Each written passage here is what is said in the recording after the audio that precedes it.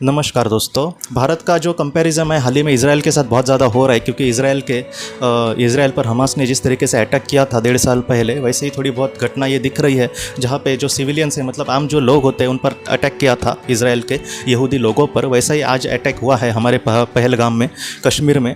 तो इसके बारे में मैं आपको सच बोलूँ तो इसराइल और भारत में वैसे देखा जाए तो बहुत बड़ा अंतर है। एक इसराइल की हम बात करें तो जैसे भारत में एक मतलब बीजेपी की बहुत ज़्यादा मतलब एक मेजोरिटी सरकार हम कह सकते हैं। लोकसभा में इस बार थोड़ी उनको कम सीटें मिली, लेकिन पहली बार बहुत अच्छी मिली थी। तो वैसे एक छत्र वहाँ पे वर्चस्व नहीं है किसी भी सरकार का। जब से इसराइल बना है वहाँ पे गठबंधन की ही सरकार है।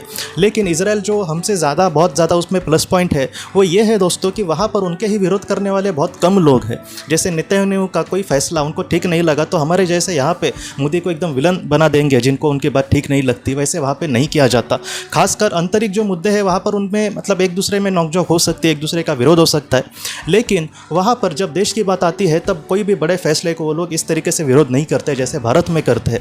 भारत ने जब सर्जिकल स्ट्राइक किया था तब पूर्व पहले के जो दिल्ली के मुख्यमंत्री थे उन्होंने कहा था कि ये नहीं हुआ है, हमें सबूत चाहिए। बाद में जब बालाकोट में एयर स्ट्राइक की तभी भी इन लोगों ने वही कहा था। तो ऐसी जो चीज़ें हैं इसराइल में नहीं होती, इसलिए इस तरीके से कंपैरिजन करना बहुत ही मतलब गलत है ऐसे मुझे लगता है। इसलिए ऐसी जो चीज़ें हैं वो कहना ठीक नहीं है। भारत और इसराइल के जो लोग हैं इनमें कुछ मतलब ऐसी बातें हैं कि जहाँ पर वो लोग ऐसे जब देश का मुद्दा आता है तब देश के साथ खड़े रहते हैं। लेकिन हमारे यहाँ पे कुछ ऐसे मतलब कुछ लोग जो टुकड़े टुकड़े गैंग है वो हमारे देश के खिलाफ कुछ बोलेंगे और उस पर सवाल खड़े करते हैं।